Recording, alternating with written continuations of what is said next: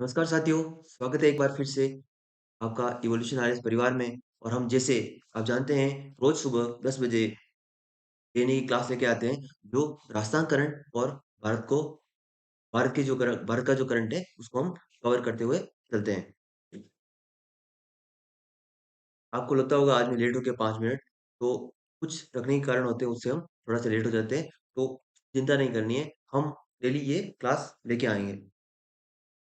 देख लेते हैं आज की पहली न्यूज़ क्या है, इम्पोर्टेंट न्यूज़ है पहली। वो है कि राजस्थान जो है वो अक्षय ऊर्जा में अक्षय ऊर्जा कौन-सी है? वो ऊर्जा जो कभी खत्म नहीं होगी, जिसका कभी क्षय नहीं होगा, वो है अक्षय ऊर्जा। सौर ऊर्जा हो गई, पवन ऊर्जा हो गई और जो हाइड्रो इलेक्ट्रिक पावर होती है, जो जल से हम ऊर्जा का उत्पन्न करते हैं, ये सारी ऐसी ऊर्जाएँ हैं जिनका कभी क्षय नहीं होगा या कभी खत्म नहीं होगी। इस क्षमता में जो है वो राजस्थान देश में प्रथम स्थान पर है ये। ये हमें हमेशा ध्यान रखना है। अक्षय ऊर्जा में राजस्थान का प्रथम स्थान है और सर्वाधिक जो अक्षय ऊर्जा का उत्पादन भी करता है, वो राजस्थान करता है। तो ये हमेशा से करता था और हमेशा करता रहेगा क्योंकि उसकी जो ज्योग्राफिक लोकेशन है, वो ही ऐसी है। वो वर्ष में हम देखें तो सूर्य तप जो है, जो सनलाइट पेनिट्रेट करती है पूरे भारत में, वो सर्वाधिक राजस्थान में करती है। राजस्थान का जो रीजन है, वो मरुस्थलीय प्रदेश है और सूखा क्षेत्र है और कर्क रेखा के आसपास का क्षेत्र है। इन चीज़ों को ध्यान रखते हुए पता होना चाहिए हमें कि सौर ऊर्जा में भी हम अच्छी क्षमता में हैं और बाकी भी जो है जैसे हवा ज़्यादा चलती है हमारे इस ज़ोन में, तो पवन पवन ऊर्जा है, उसमें भी हम बेहतर हैं। तो एक पॉइंट हो गया कि अक्षय ऊर्जा उत्पादन में राजस्थान देश में प्रथम स्थान पर है। नेक्स्ट न्यूज़ क्या है? नेक्स्ट न्यूज़ ये है कि इस बार भी सरकार वापस कह रही है, जैसे पिछली बार बजट राजस्थान सरकार ने पेश किया था और सरकार ने क्या कहा था? उस समय भी सरकार ने यही कहा था कि हम कृषि बजट को अलग से लेके आएँगे और लेके आए भी थे और इस बार भी सरकार कह रही है कि हम कृषि बजट को सामान्य बजट होता है, एक बजट होता है जो सामान्य हो जाएगा और एक कृषि बजट को हम अलग से लेके आएँगे, ये सरकार ने कहा है। अब नेक्स्ट न्यूज़ है कि राजस्थान की सिंचाई परियोजना बहुत इंपॉर्टेंट हो जाती है एग्ज़ाम के दृष्टिकोण से।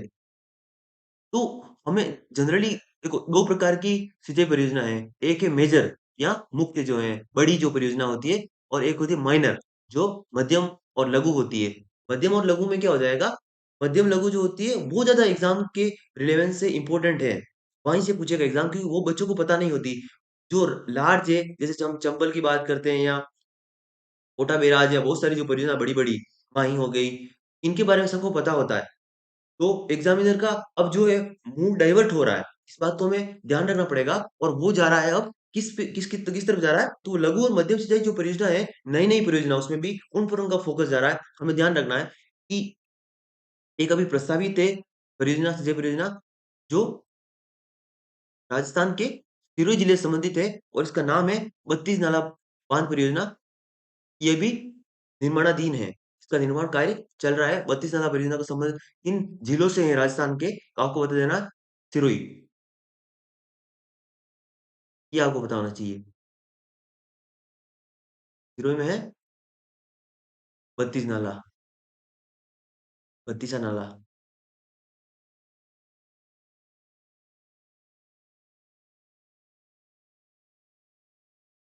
और ये हथियादेह सिंचाई परियोजना कहाँ संबंधित है? इम्पोर्टेंट है ये भी। हथियादेह का संबंध कहाँ से है? बारां से है।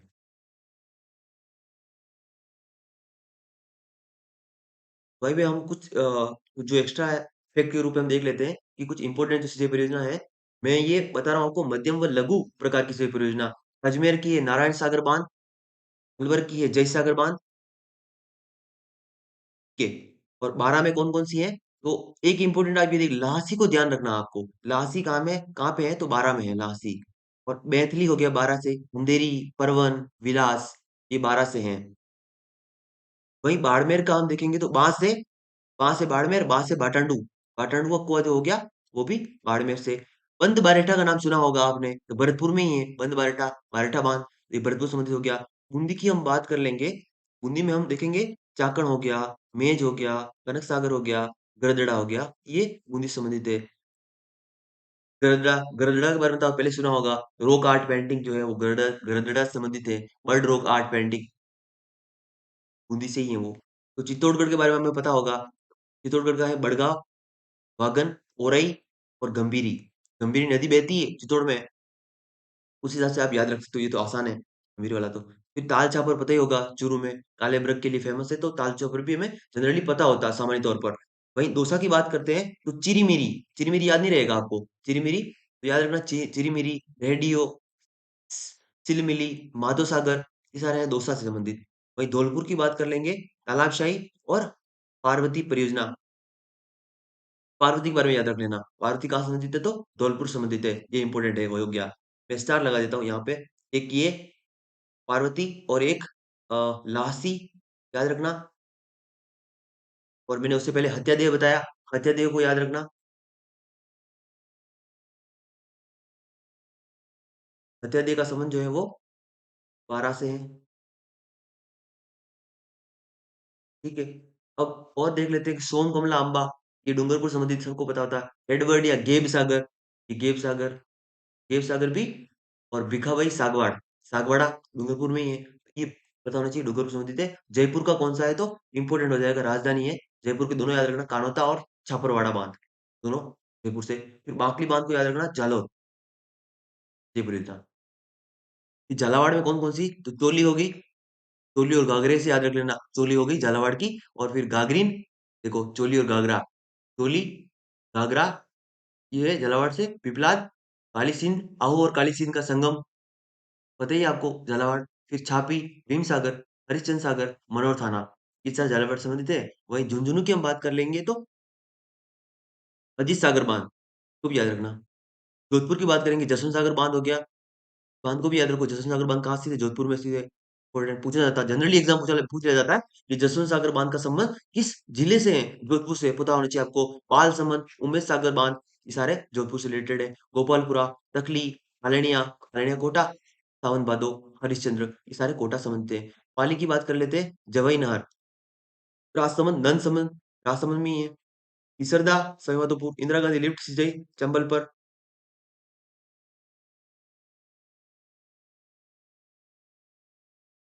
पीपलदा और मोरेल, ये है सवाईमाधोपुर से रिलेटेड।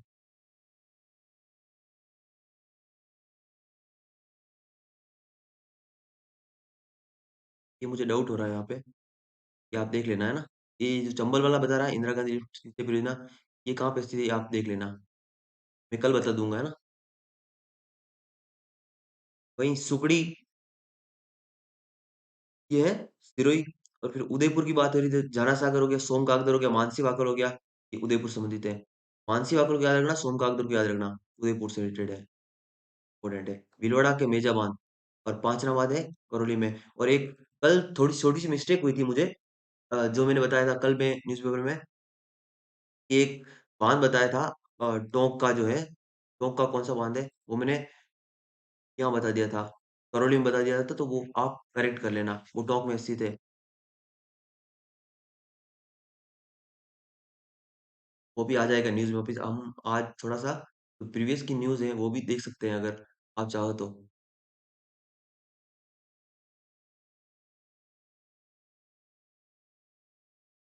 नेक्स्ट न्यूज़ क्या है आज की, कि पांचनाबाद में 16 साल से पानी नजरबंद है और खेत सूखे हैं, तो हाई कोर्ट खोलने के आदेश दे चुका है, लेकिन जाति समीकरण से मतलब लोग आपस में लड़ रहे हैं वहां पे, इससे इसको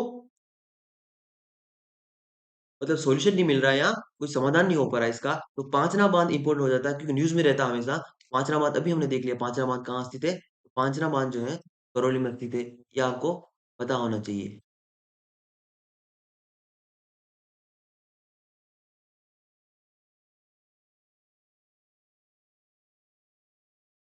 अब उदयपुर के हाल ही में जो मुख्यमंत्री की जो योजना है, राजस्थान सरकार की एक योजना है, कि जो बूढ़े लोग होते हैं, वृद्ध होते हैं, वृद्धजन को वो राजस्थान सरकार यात्रा करवाती है। और ये राजस्थान के जो हम प्रशासनिक सेवा में जो जाते हैं, उसमें एक विभाग है, देवस्थान विभाग, उसके पास ये सारी कंट्रोलिंग रहती है, वो ये सारा आयोजन का काम करता है। तो अभी हाल ही में राजस्थान के जो उदयपुर से लोगों को भेजा है, तो वो कामाख्या के लिए रवाना हुए थे। अभी कामाख्या कहाँ है, थोड़ा सा अगर पता हो आपको, कामाख्या टेम्पल कहाँ है, तो ये नीलाचल हिल्स, गुवाहाटी, असम में है। मुझे तो ये बताना था आपको कि कामाख्या मंदिर कहाँ है? वो असम में है। ये एक इंडिया करंट के हिसाब से नहीं, जबकि इंडिया स्टैटिक के हिसाब से इम्पोर्टेंट है कामाख्या मंदिर।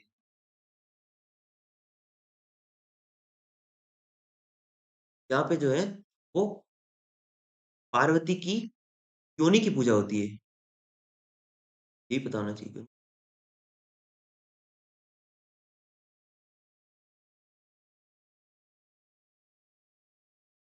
अब नेक्स्ट न्यूज़ क्या है कि गुजरात की ऊंझा की उमिया माता जी मंदिर है, उससे राजस्थान में भी एक उमिया जी का माता जी का मंदिर बन रहा है। देखो, गुजरात का पाटीदार समाज, ठीक है?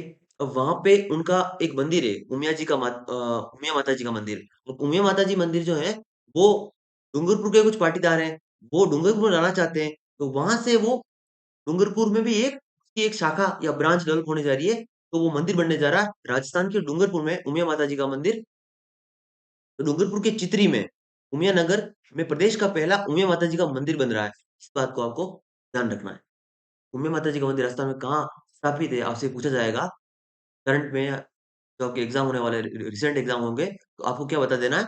उमिया माता जी का मंदिर राजस्थान में डूंगरपुर में स्थित है। डूंगरपुर, पहली न्यूज़ डूंगरपुर हो गया, और इसका संबंध जो है वो पाटीदार समाज से है। पाटीदार समाज से। नेक्स्ट न्यूज़ क्या है कि चंबल सेंचुरी में अब देश भर के चुनिंदा विशेषज्ञ जलीय जीवों की गणना का एक अभियान चलाएंगे, क्योंकि जो जलीय जीव होते हैं,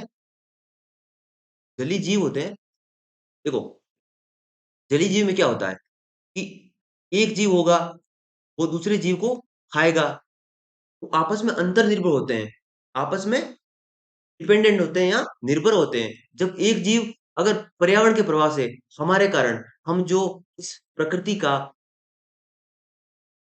दोहन कर रहे हैं, और वो दोहन कैसा कर रहे हैं हम, तो अति कर रहे हैं उस दोहन की। हम अति कर रहे हैं तो ताकि उससे फर्क क्या पड़ रहा है, हमने प्रकृति का इतना अति कर दिया, उस दोहन का इतना अति कर दिया कि प्रकृति का एनक्रोचमेंट होने लग गया। यानी प्रकृति हमें दे रही थी 10 यूनिट, और हमने खर्च करनी शुरू कर दी 15 यूनिट। तो हमने एक्स्ट्रा किया 5 यूनिट। 5 यूनिट कैसे किया? जबरदस्ती किया हमने। प्रकृति तो 10 ही दे रही थी, हमने 5 एक्स्ट्रा किया है, जबरदस्ती किया है।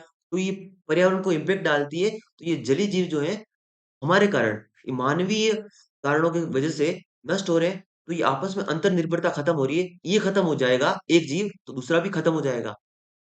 तो इनको बचाना ज़रूरी है। यही हैं जो प्रकृति को संरक्षित रखते हैं, या हमारे जो जल है, उसकी शुद्धता को बनाए रखते हैं। और जैव विविधता बहुत ज़रूरी होती है इस प्रकृति के संरक्षण में। इस बात को ध्यान रखते हुए सिंपल सी बात में, इस सिंपल सी समझ हो जाएगी आपको कि जलीय जीवों की महत्ता क्या है, तो पर्यावरण के संरक्षण हेतु ये महत्वपूर्ण है। इसी की दृष्टि को देखते हुए हम चंबल सेंचुरी में जो पहले घड़ियाल पाए जाते थे, और यहाँ पे भी एक व्हेल मछली पाई जाती है, डॉल्फिन पाई जाती है, तो उसका संरक्षण ज़रूरी है। इसीलिए हम जलीय जीवों की गणना का अभियान चला रहे हैं, ताकि उस गणना के माध्यम से हमें पता रहे कि घट रहे हैं या बढ़ रहे हैं। इस बात का ध्यान रखना है। वन विभाग और प्रशासन की कछुआ चाल, देखो, मैनार कहाँ पे स्थित है?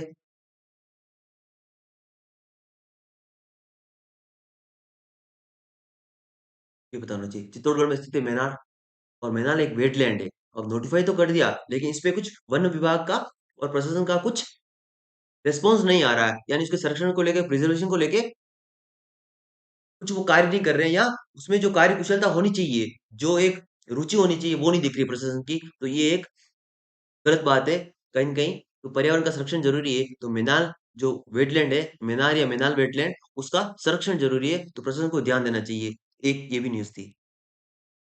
आपके एग्ज़ाम से रिलेवेंट यही है कि मीनाल वेटलैंड कहाँ पर है? तो चित्तौड़गढ़ में है। अभी उज्जैन में संस्कृत प्राथमिक शाला खोलने की बात हो रही है। संस्कृत शिक्षा मंत्री, उन्होंने कहा था कि उज्जैन कहाँ पे है? तो जयपुर में ही है। जयपुर का एक कस्बा है उज्जैन, और जयपुर में संस्कृत प्राथमिक शाला खोली जाएगी। ये न्यूज़ में है। इस बात को भी आपको पता होना, ध्यान रखना है। एग्ज़ाम के रिलेवेंट कुछ क्वेश्चन देख लेते हैं हम। जैसे 1 जनवरी 2023 से 23 में, 1 जनवरी 2023 में राष्ट्रपति द्रौपदी जो मुर्मू हैं, उन्होंने किस शहर में संविधान पार्क का उद्घाटन किया था? तो हमारे यहीं किया था, जयपुर राजस्थान से। बांग्लादेश में हाल ही में पहली मेट्रो सेवा कहाँ शुरू की गई है? ये आपको पता होना चाहिए।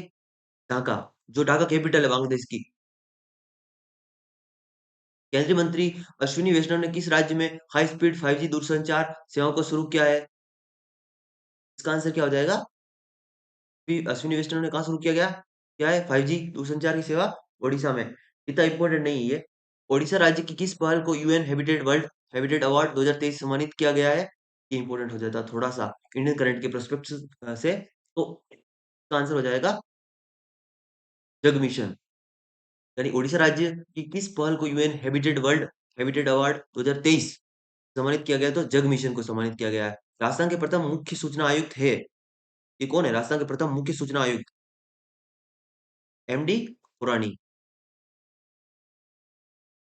वही बात करें, तरन तारण नामक नगर की स्थापना करने वाले सिख गुरु कौन थे? इसके बारे में आपको पता होना चाहिए। गुरु अर्जुन देव। वही देसी भाषा प्रेस अधिनियम किस वर्ष पारित किया गया? तो देसी भाषा जो प्रेस अधिनियम है वो पारित किया गया है 1878 में, 1878। वही बात करते हैं ऐसे प्रथम प्रधानमंत्री जिनके विरुद्ध लोकसभा में अविश्वास प्रस्ताव लाया गया था।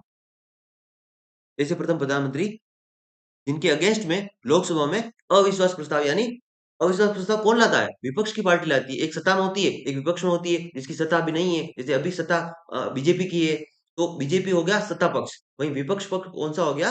कांग्रेस पक्ष। कांग्रेस पक्ष लाएगा इस बीजेपी के अगेंस्ट में अविश्वास प्रस्ताव। अविश्वास प्रस्ताव कब लाया जाता है? जब विपक्ष को लगता है कि ये पार्टी जो है वो कमजोर हो रही है, ये पूर्ण रूप से अब सत्ता में नहीं रहनी चाहिए, क्योंकि इनके जो मंत्री हैं या इनके पास जो बहुमत है वो खत्म हो चुका है। ऐसा लगता है विपक्ष को, तब लाया जाता है। ऐसे कौन से प्रधानमंत्री थे? 8 नंबर में कौन सा आंसर हो जाएगा? जवाहरलाल नेहरू। वही हेलीकॉप्टर का आविष्कार किसने किया था? इतना इंपॉर्टेंट नहीं है। सिकोर्स्की। उत्तर दक्षिण भारत को कौन सी पर्वत श्रृंखला पृथक करती है? उत्तर और दक्षिण भारत को।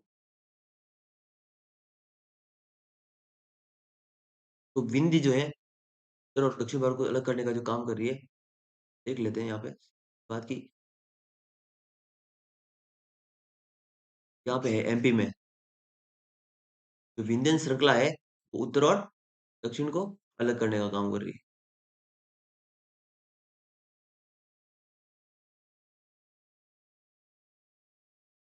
दोस्तों, ये क्लास आपको और पसंद आ रही है तो आप एक लाइक कर दीजिए, आप इस चैनल को सब्सक्राइब कर दीजिए और अपने दोस्तों तक इस चैनल को शेयर कीजिए, ताकि हमारी रीच बढ़े, हमें एक पॉजिटिव मोटिवेशन मिले, तो हम आपके लिए इस इन कक्षाओं को सुचारू कर पाए आगे के लिए। धन्यवाद। जय हिंद, जय भारत।